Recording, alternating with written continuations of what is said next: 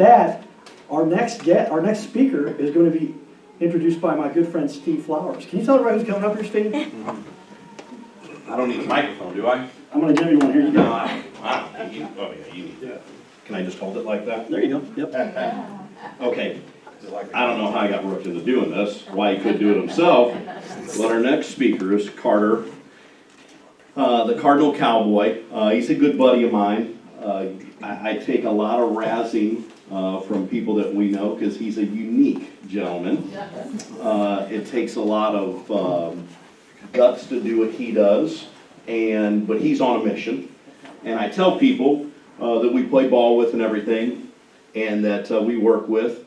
I said, you got to hear this guy's story, because when you hear his story and you find out about what he is about, it all kind of makes a little bit more sense, which is, how he does the show, why he's gathered us all today. Is he a strange bird? Absolutely. We wouldn't have it any other way. He's got a great story. He's on a mission, and it's just not about getting more mortgage loans, right? It's about what we're all here for tonight, right? You got it. All right, Carter, Rethwisch.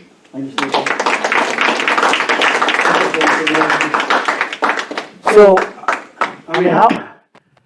I feel so blessed. I've got so many people in my life that have been so influential, and I've gone through so much, as we all do. A coma is just a crazy thing to go through. But the first one I've got to give a shout out to, and I didn't get to see my mother on Valentine's Day. I didn't tell her I was going to do this, but she's here.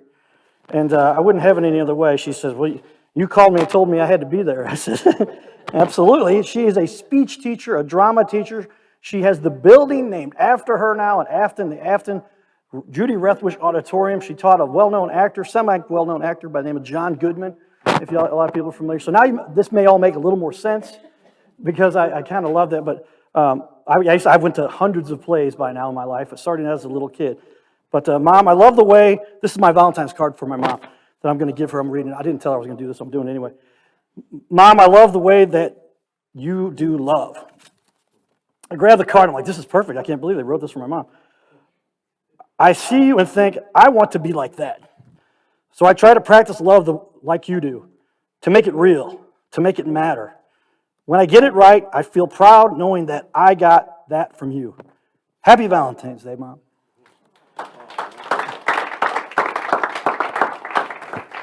Love, your favorite son. And I can't lose that contest because I am her only son. But my mom is here today, so that's just one of the people I wanted to give a shout out to. I'm going to forget somebody here, but Dawn, thanks for helping make this all happen. Lacan, thank you for just being a part of my life. I know you since college. Greg, my buddy, who I can count on anytime, say, come up, show up, I need you. Thank you for being here. Phil showing up. Charlie, one of our guests on our show. Dave for being on our show. So many people that have influenced my life and been so part of it.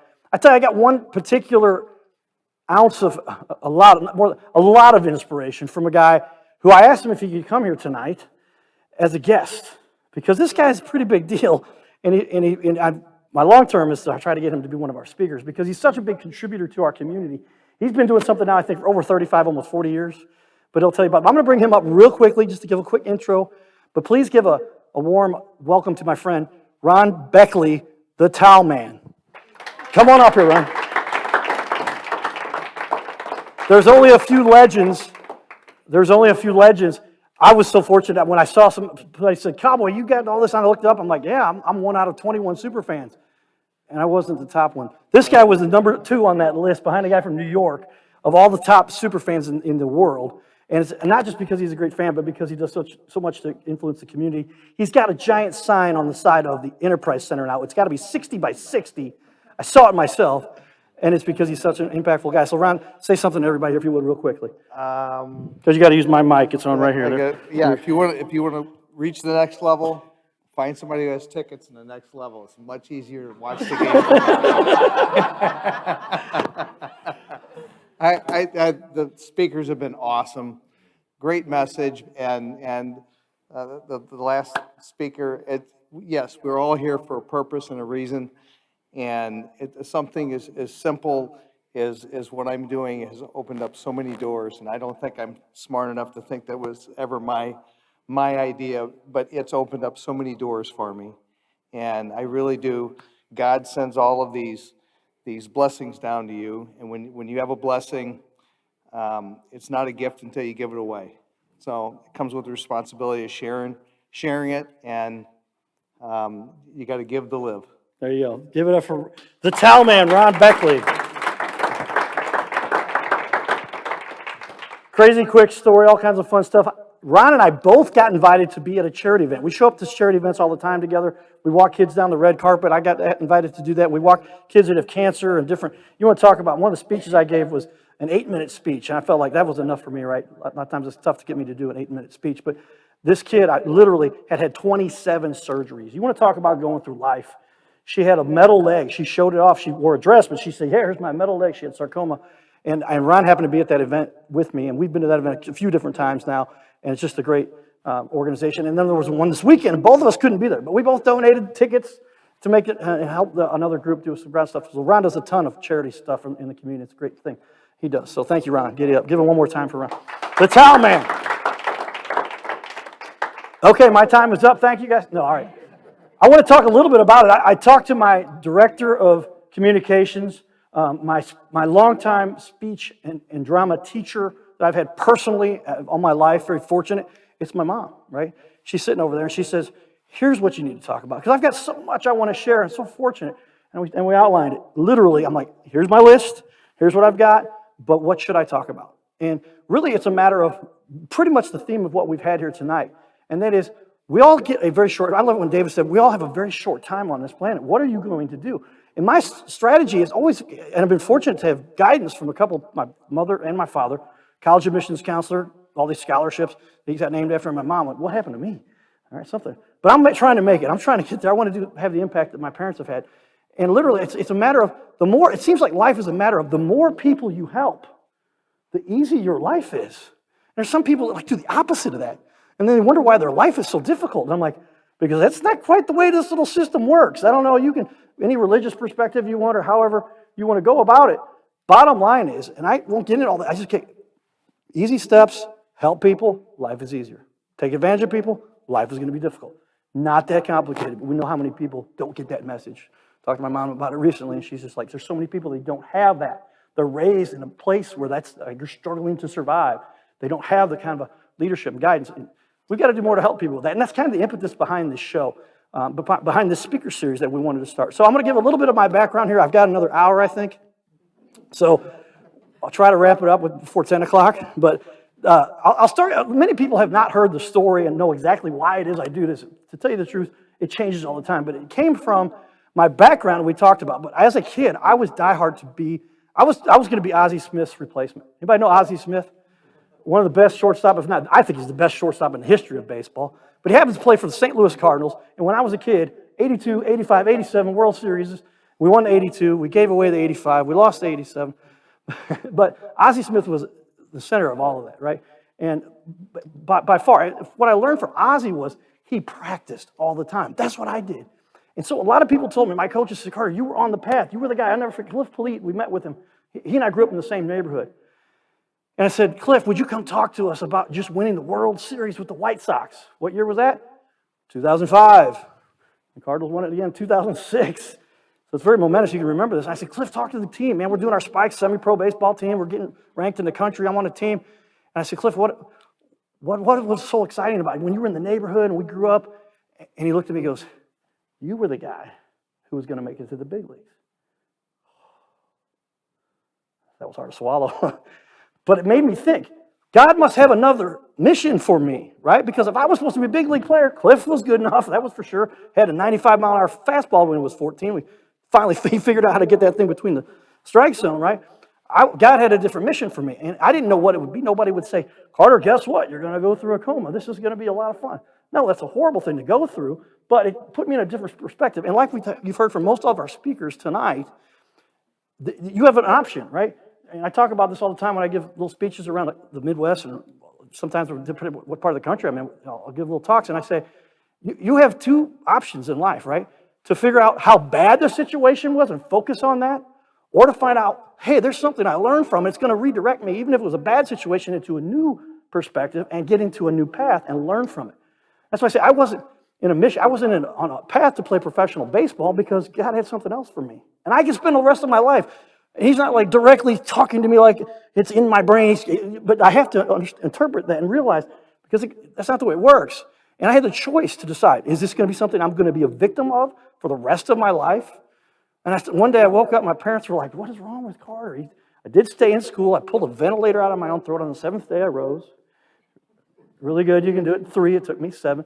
But I literally was like, why did this happen to me? I transferred to a college that knew I could play, that put me in a position. They were going to, coach told me, he says, I'll get you drafted. Good chance you're going to get drafted. All right. And then bam, it's wiped out, gone.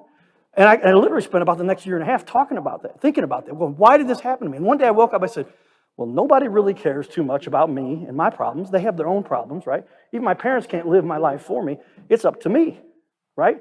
So I had to decide, from this day forward, I'm going to have to obviously do something different. The baseball, they don't draft you when you're 24, 25 years old. And after the time I'd kind of recuperated, it took about 3 or 4 years, 5 years. There's still something wrong with me, right? We know, well, we all figured that out, right?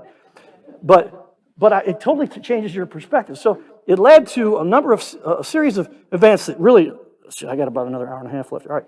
So I ended up going off and said, all right, my parents, good fortune, had sent me to summer classes as a kid. I could play 40 games of baseball, but my mom said, that's cool. All the other kids can run around the neighborhood. You're going to computer classes. Backup plan, right? So I walk into Anheuser-Busch after an interview, and this is already, I was selling computers. I just graduated from St. Louis University, pretty good school, trying to figure out what I'm doing. I was selling computers at Circuit City. It's a living. And I decided I want to be a computer consultant. Oh. And I go in this interview at Anheuser-Busch, and they say, later my boss told me, he says, well, one guy fell asleep in the interview. The other guy told us he was going to use us to get to the networking team, and you had Outlook on your resume because it loaded with Microsoft Office. And that's about all I knew about it. And then I was hired to be the Outlook support person. Trial by fire, right? As I went through that path, I realized what I could do that was learned from baseball. And that was to take any aptitude, anything I want to get involved with, and become the best at it. Practice day and night. That's what got me to be the best shortstop, the best infielder, best hitter. Most of the other kids, I just didn't see them practice like I did. My dad would take me out to hit ground balls, fly balls. Neighbors would tell me, we used to just watch you make diving catches. I'm like, I know, what happened? But God had a different plan, right? And so fast forward, I said, guys, I've been answering phones for a while now and making sure everybody knows how to send their email and how to attach an attachment and to look somebody up in the address book. Can I build these servers for you guys? And they looked at me and they said, you've never built a server. I said, yes, I have. In my parents' basement, because I was enough informed to figure out that if I got a static IP address and got a dedicated DSL line, this was back in 1998, 99, then I could create a test, and they give you the software that you can actually try this. They want people to learn, so you get a trial version. It doesn't actually, you can't run a business off of it, but it teaches you how to learn. And I built it in my parents' basement. And they said, okay, we'll give you a temporary, preclusive. We're going to let you try out the operations team. We'll see what happens. A year and a half later, I'm building the corporate email systems for Anheuser-Busch. All dedication and figure this out and learn it on my own and teach myself. And that's the real message I have for people. In this planet, the way the world functions right now, there is literally nothing you can't learn on your own if you're dedicated and determined to do so. Education is critical. You need to learn the critical thinking skills. You need to learn how to learn, right? That's what college kind of teaches you. I've got a master's degree and learned all about, my master's thesis was called The Internet. Like, what's that? Ooh, 1995 I started that, graduated in 98. What's this internet thing? Lucky guess. I thought it might change the world, huh? Lucky guess. So here we are now, and InBev comes in and says, oh, everybody down here, we come in and we kind of cut costs. I'll give you guys privately the way that was talked about, not on camera, but they literally came in and they said 1,400 people fired in one day. They cut costs. That's the way they do things, right? And I have a master's degree. I'm like double fired, right? And so I said, well, now it's my opportunity to get out into the world and try something different. I got a little bit tired of sitting in a cubicle every day, right? There's different ways you can describe that. Again, I'll leave that for some of my commentary offline or some of my comedy I attempt to do. But there's a little cell, not a cell, a cubicle, that you sit in, and you've got to be there at 8 o'clock. You get 1 hour at lunch, and then you got to be back. And then at the end of the day, you can spend a little private time, and you go back to sleep, and you get up the next day and do it all over again, 5 days a week. I'm like, this is not the life I want to be with the rest of my life. I said, I want to get back into the sales world or into the consulting world, which is where, if you're good at computers, there's probably a good opportunity for you out there, right? So I felt like, okay, what can I do? There's this new thing called Google. Have you guys heard of this yet? Catching on, right? And I thought, this buddy of mine, I got to know him literally like in the interview. And he's like, here's how you answer this question. What was the connection he and I had? He loved baseball. I love baseball. He loved the Giants. He still calls me every time he's going to the Cardinals game. I'm going to watch the Giants, and he wears the Giants jersey, and I probably get a picture with him carrying my trophy. But now we've got the updated version here. Does this look all right? There we go. Give it up for our Cardinals for what they do. And you want to talk about an organization that literally does not buy World Series like you've seen some organizations do, but they put a lot of time and energy. It might hit home with some people or from whatever city that might be, but the Cardinals have adopted a similar strategy, which is get in there and develop, learn. They're known for having the best minor league system, farm system in sports, and so that kind of along those same lines. So I end up going in and I go, all right, let's see how much time I got left there. We go.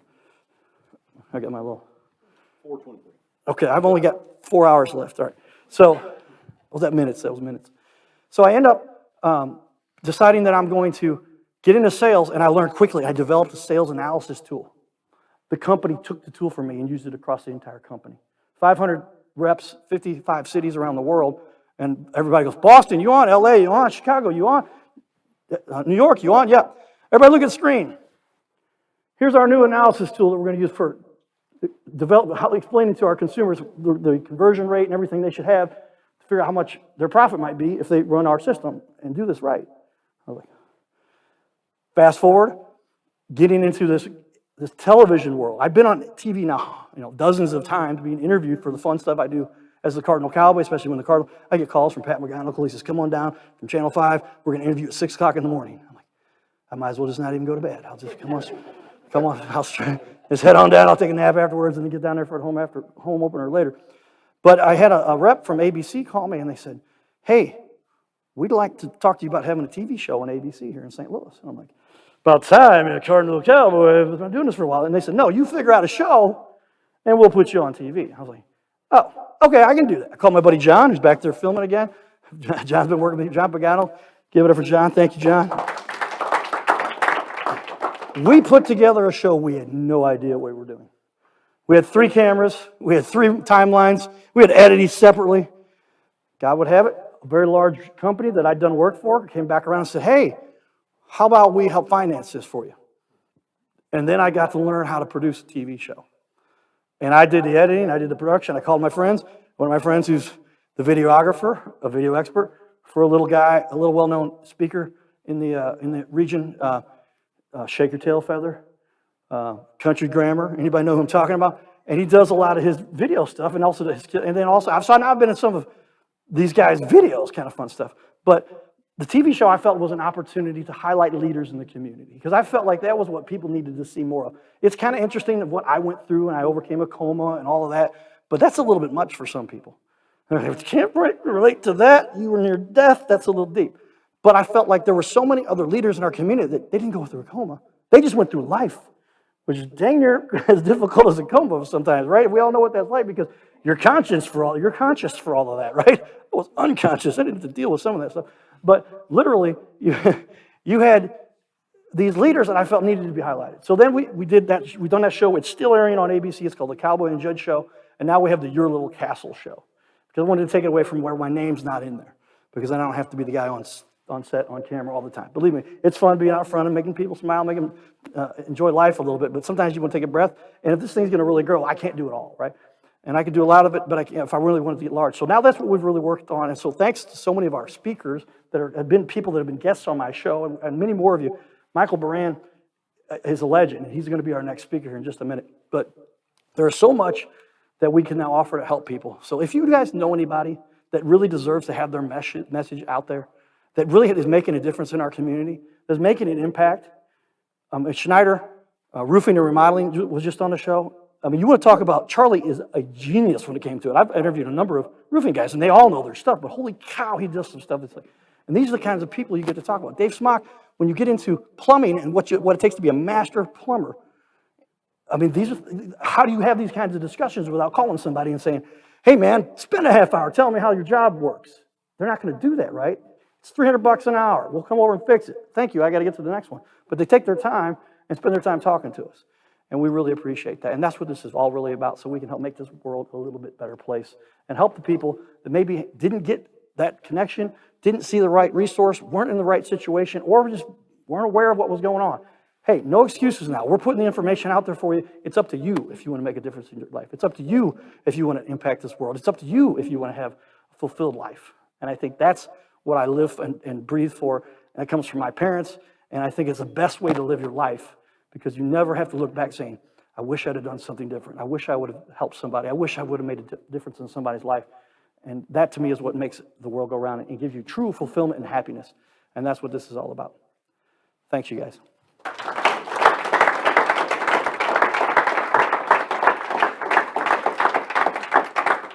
So with that, to get a hold of me, I do work. I am a licensed loan officer with USA Mortgage, Steve Flowers, Emily Flowers.